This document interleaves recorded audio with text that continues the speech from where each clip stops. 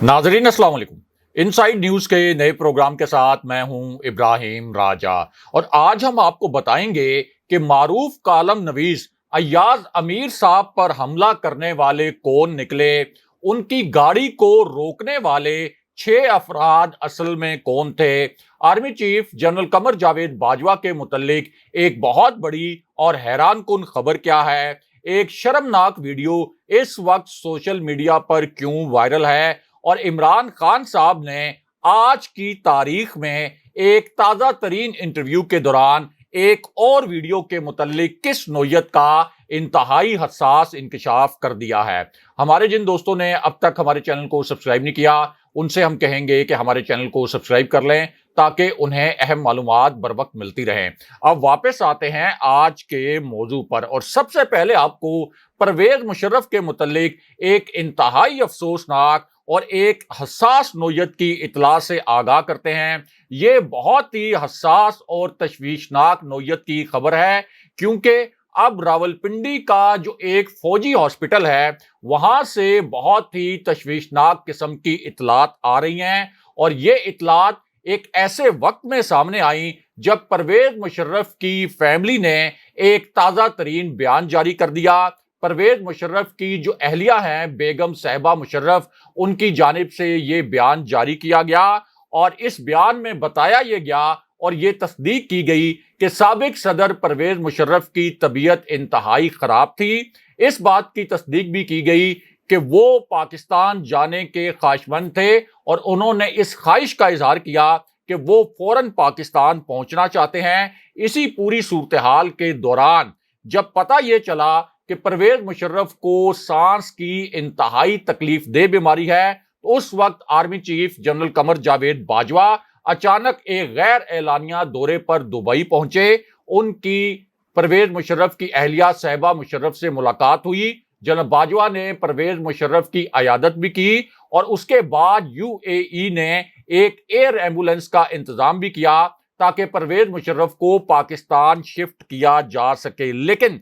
अब बड़ी ही हसास नोयत की जो इतलात हैं वो रावलपिंडी के एक फौजी हॉस्पिटल से आई हैं क्योंकि पहले इस किस्म की इतला आ गई थी कि परवेज मुशर्रफ पाकिस्तान आ चुके हैं। ये इतला आई कि उनकी जो एयर एम्बुलेंस थी वो मुबैना तौर पर चकलाला का जो एयर बेस है जो कि फौज के जेर इंतजाम है वहां पर इस एयर एम्बुलेंस ने लैंड किया था और फिर ये इतला आई कि जो 3 हॉस्पिटल्स हैं रावलपिंडी में जो फौज के जेरे इंतजाम चलते हैं जिनमें एक सीएमएच है, एक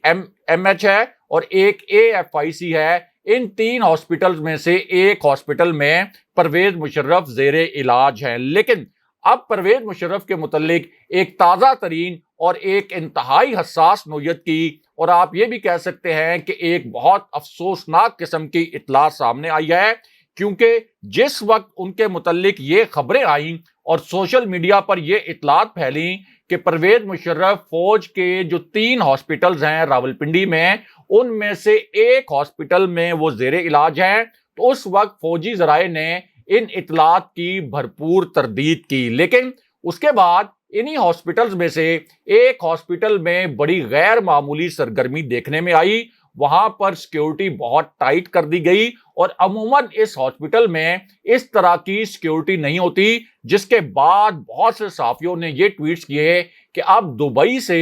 एक सीक्रेट गेस्ट आए हैं जो कि इस हॉस्पिटल में दाखिल हैं और इशारा ये दिया गया कि साबिक सदर परवेज मुशर्रफ पाकिस्तान पहुंच चुके हैं और यह भी तासुर दिया गया कि जब जनरल बाजवा दुबई गए थे और जिस दिन उनकी दुबई से वापसी हुई उसी दिन परवेज मुशर्रफ की एयर एम्बुलेंस ने चकलाला एयर बेस पर लैंड किया। अगरचे कोई भी मुसद्दका खबर इस हवाले से नहीं आई, किसी भी जराए ने इस खबर की 100% तस्दीक नहीं की, लेकिन अब परवेज मुशर्रफ के मुतल्लिक एक नई अफसोसनाक और तशवीशनाक किस्म की इतला सामने आई है और ये इतनी तशवीशनाक किस्म की इतला है कि जिन जराए को कोट किया गया है और जिस सहाफी ने यह खबर दी है उनका नाम हम आपको बता देते हैं। तो मामला यह है कि अब जो सीनियर सहाफी हैं हारून रशीद साहब, उन्होंने परवेज मुशर्रफ के मुतल्लिक एक इतला शेयर की है। अपनी जानिब से उन्होंने जराए को कोट किया है, सोर्सेज को कोट किया है اور یہ کہا ہے کہ پرویز مشرف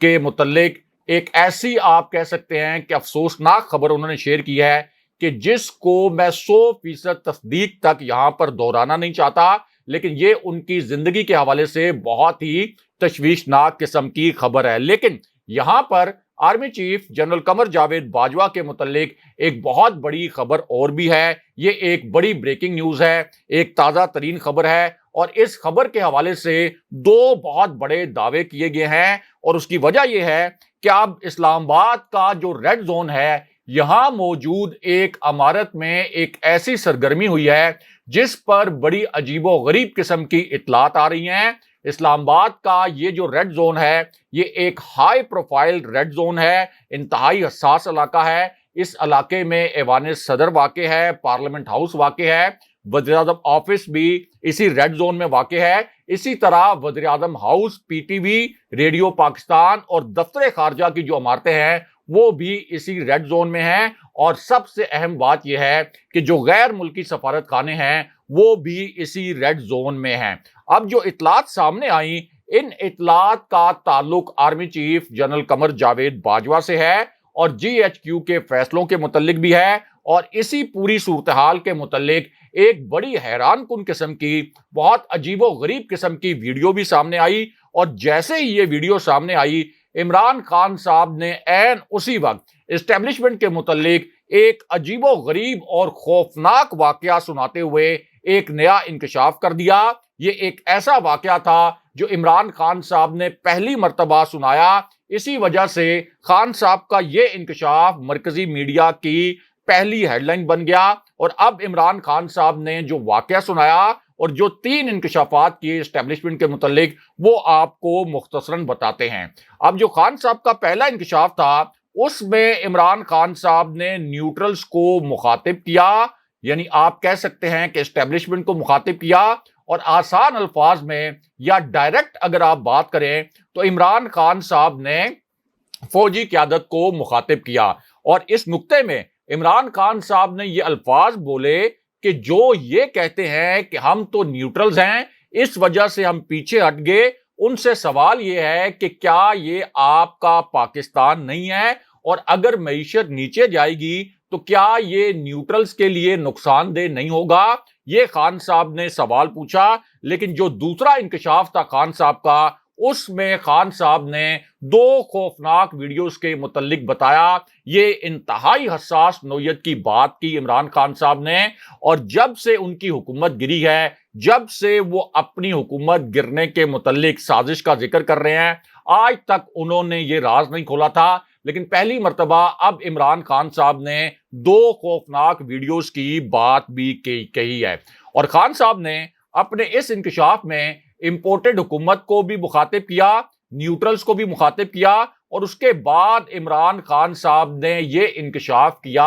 آج کی تاریخ میں، تازہ ترین انکشاف یہ کیا کہ ان کے ساتھیوں کو توڑنے کے لیے کچھ ویڈیوز بنائی گئی ہیں، ان کے ساتھیوں کو توڑنے کے لیے ڈیپ فیک ٹیکنالوجی کا استعمال کر کے کچھ نازیبا قسم کی ویڈیوز بنا کر ان کو بلیک میل کیا جا رہا ہے۔ یہ خان صاحب نے انکشاف کیا، لیکن اس کے بعد عمران خان صاحب نے نیوٹرلز کے متعلق سب سے حساس نوعیت کا انکشاف کر دیا، اور سب سے بڑا انکشاف کر دیا۔ اور یہ جو خان صاحب کا انکشاف تھا، اس میں بھی انہوں نے نیوٹرلز کو مخاطب کیا، اسٹیبلشمنٹ کو مخاطب کیا، اور اسٹیبلشمنٹ کو مخاطب کرتے ہوئے عمران خان صاحب نے یہ الفاظ بولے کہ کبھی بھی رجیم چینج جو باہر سے ہوتی ہے، بیرونی سازش کے ذریعے ہوتی ہے، وہ اس وقت تک کامیاب نہیں ہوتی جب تک ملک کے اندر میر جعفر اور میر صادق نہ بیٹھے ہوں۔ یہ الفاظ عمران خان صاحب نے استعمال کیے، لیکن اس کے بعد عمران خان صاحب براہ راست فوجی قیادت سے مخاطب ہوئے، اور خان صاحب نے فوجی قیادت سے مخاطب ہوتے ہوئے یہ کہا کہ جن لوگوں کے پاس اختیارات ہیں، یعنی ہماری جو فوجی قیادت ہے، جو اسٹیبلشمنٹ ہے، جس کا سیاست پر اثر و رسوخ موجود ہے، جن کے پاس اختیارات ہیں، وہ کہتے ہیں کہ ہم نیوٹرل ہیں، لیکن ان سے میں یہ پوچھتا ہوں کہ جن لوگوں کو ہم پر مسلط کیا گیا، کیا ان کا کوئی مفاد پاکستان میں ہے؟ ان لوگوں نے تو NRO 2 لے کر 1100 अरब रुपए की करप्शन माफ करवा ली। लेकिन इसके बाद इमरान खान साहब ने सबसे बड़ा और हसास नोयत का एक ऑडियो के मुतल्लिक इंकशाफ कर दिया, और ये जो इंकशाफ है एक खौफनाक ऑडियो के मुतल्लिक, ये भी इमरान खान साहब और उनकी टीम की जानिब से और तहरीक इंसाफ की जानिब से पहली मर्तबा किया गया है। और ये जो इंकशाफ था ये उस जासूस के मुतल्लिक था जिसे इमरान खान साहब के बेडरूम में घुसने का टास्क दिया गया था। इस जासूस के मुतल्लिक पता ये चला कि इसकी उम्र 23 साल के करीब थी। ये कोई 6 साल से बनी गाला में मुलाजिम था, लेकिन अब इसके मुतल्लिक एक ताजा तरीन और बहुत ही खौफनाक किस्म का इंकशाफ हुआ है। और वो इंकशाफ ये हुआ है कि अब ऐसे ऑडियो नोट्स भी मौजूद हैं, तहरीक इंसाफ के पास ऐसे ऑडियो नोट्स भी मौजूद हैं जिनको सुनकर पता ये चलता है कि इस जासूस के जो हैंडलर थे वो इसे किस किस्म की हदायत दे रहे थे और उसे क्या कह रहे थे कि तुमने किस जगह पर इमरान खान साहब के कमरे में ये डिवाइस लगानी है जो कि ना सिर्फ ऑडियो को बक करती है बल्कि इसके अंदर एक माइक्रोचिप कैमरा भी होता है जो बहुत हसास नोयत की वीडियोस भी बना सकता है। और इमरान खान साहब ने कहा कि ये जो जासूस है जिसको मेरे कमरे में एक डिवाइस लगाने की टास्क दी गई थी, जो जिम्मेदारी दी गई थी, ये काम भी एजेंसियां कर रही थी। लेकिन यहां खान साहब ने एक बड़ा हसास नोयत का नुक्ता उठा दिया और इस नुक्ते में इमरान खान साहब ने कहा कि हमारी मईशत श्रीलंका के हालात की जानिब जा रही है और अगर ऐसा हो गया तो फिर सबसे बड़ा मसला नेशनल सिक्योरिटी के लिए होगा। लेकिन यहां एक अलग से बड़ी दिलचस्प किस्म की ब्रेकिंग न्यूज भी है। एक ऐसी खबर है जिसे चैनल्स ने सेंसर कर दिया। आप कह सकते हैं कि चैनल्स इस खबर को सेंसर करने पर मजबूर हो गए, किसी चैनल ने इस खबर को नहीं चलाया, लेकिन हम आपको बताते हैं कि वो इंतहाई दिलचस्प खबर क्या थी और चैनल्स ने इस खबर को सेंसर क्यों किया। ये जो खबर थी ये असल में चीफ जस्टिस बंदयाल साहब और हमजा शहबाज के दरमियान एक दिलचस्प मुकालमे के मुतल्लिक थी। इसको सेंसर कर दिया गया था, लेकिन अब पता ये चला है कि chief justice of Pakistan Umar Ata Bandial ने हमजा शहबाज को मुखातिब किया और उनसे पूछा कि हमजा शहबाज साहब, आपका इरादा क्या है? क्या आपका इरादा ज़िमनी इंतखाबात में धांधली करने का है? बड़ा मानी खेज जुमला था, इस वजह से कि हमजा शहबाज की पूरी जो सरकारी मशीनरी है वो इस वक्त धांधली के लिए इस्तेमाल हो रही थी। अब इस सवाल पर हमजा शहबाज ने जवाब ये दिया कि जनाब, मैं तो सियासी वर्कर हूं और 22 साल से सियासत में हूं, लेकिन यहां पर बड़ा दिलचस्प किस्म का सीन क्रिएट हो गया क्योंकि जैसे ही हमजा शहबाज ने यह जवाब दिया एंड उस वक्त इसी बेंच के जो रुकन हैं जस्टिस एजाजुल हसन, उन्होंने हमजा शहबाज से कहा कि आपने चीफ जस्टिस साहब का धांधली के मुतल्लिक जो सवाल था इसका कोई वाज़ेह और साफ जवाब नहीं दिया। आपको यह कहना चाहिए कि हरगिज कोई धांधली नहीं होगी और शफाफ इंतखाबात होंगे। मैं आपके मुंह में अल्फाज डाल देता हूं, आप हां कहें या ना कहें, और इस पर अदालत में कह के लग गए। और चीफ जस्टिस ने तो यहां तक कह दिया कि इस केस को खानदानी तनाजा ना बनाएं। बहरहाल अब बात करते हैं कि army chief general Qamar Javed Bajwa के हवाले से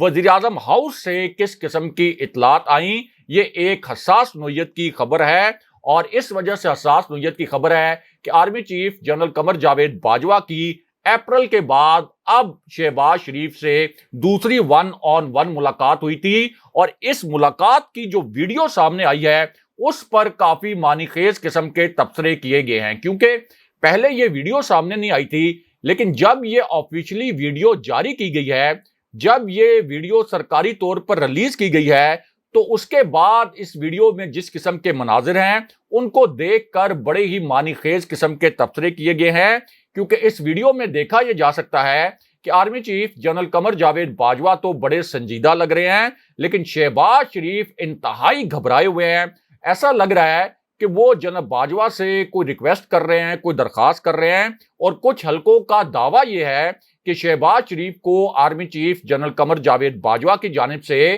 कोई सख्त नोयत का पैगाम पहुंचाया गया है, जो मुमकिना तौर पर पिछले 2.25 महीने में मईशत की बर्बादी हुई है इस हवाले से भी हो सकता है। اور اگلے ٹیکنوکریٹ سیٹ اپ کے حوالے سے بھی ہو سکتا ہے، لیکن یہاں پر ایاز امیر صاحب کے متعلق بھی ایک بڑی افسوسناک خبر آئی ہے، اور اب پتہ یہ چلا ہے کہ جن 6 افراد نے ان کا راستہ روکا، ان پر تشدد کیا، وہ کون تھے، کہاں سے آئے تھے، اور یہ جو 6 افراد تھے انہوں نے ایگزیکٹلی کس مقام پر ایاز امیر صاحب پر حملہ کیا اور اس کی وجہ کیا تھی۔ اب معاملہ یہ ہے کہ میں خود بطور صحافی دنیا نیوز اسلام آباد کا 3.5 سال تک بیورو چیف رہا۔ ایاز امیر صاحب جو پروگرام کرتے تھے دنیا نیوز پر اور اب بھی کرتے ہیں، اس پروگرام کا نام تھنک ٹینک ہے، اور ایاز امیر صاحب کچھ پروگرام کرتے تھے اسلام آباد سے اور کچھ پروگرامز میں شرکت کرنے کے لیے وہ لاہور جاتے تھے۔ اب ایاز امیر صاحب کے اوپر یہ جو حملہ ہوا ہے یہ اسلام آباد کے آفس کے باہر نہیں ہوا، بلکہ لاہور میں جو دنیا نیوز کا ہیڈ آفس ہے وہاں آپ کہہ سکتے ہیں کہ جیسے ہی وہ اپنے دفتر سے باہر نکلے ہیں اور دفتر سے باہر نکلنے کے فوراً بعد ان کی گاڑی کو روکا گیا ہے۔ اس گاڑی میں 6 افراد سوار تھے۔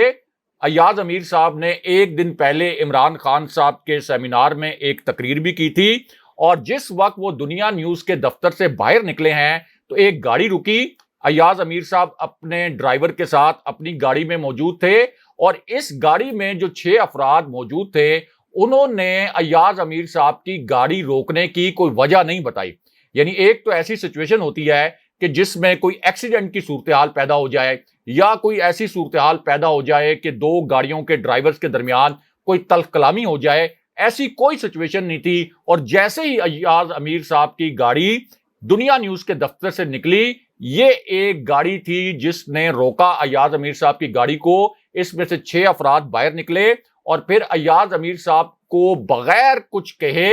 یعنی بغیر کوئی مکالمہ کیے، بغیر ان کے ساتھ کوئی گفتگو کیے، کوئی گلا شکوہ کیے بغیر ان کو مارنا شروع کر دیا۔ ان کے ڈرائیور کو تشدد کا نشانہ بنایا گیا۔ ایاز امیر صاحب کو زمین پر گرا کر، اس عمر میں ان کو زمین پر گرا کر ان پر تشدد کیا گیا، اور ایاز امیر صاحب نے خود اپنی زبانی بھی بتایا ہے کہ کتنے بے ایمانہ طریقے سے انہیں مارا پیٹا گیا، ان کے ڈرائیور کو بھی تشدد کا نشانہ بنایا گیا۔ اور اب اس حوالے سے جو پاکستان کی صحافتی برادری ہے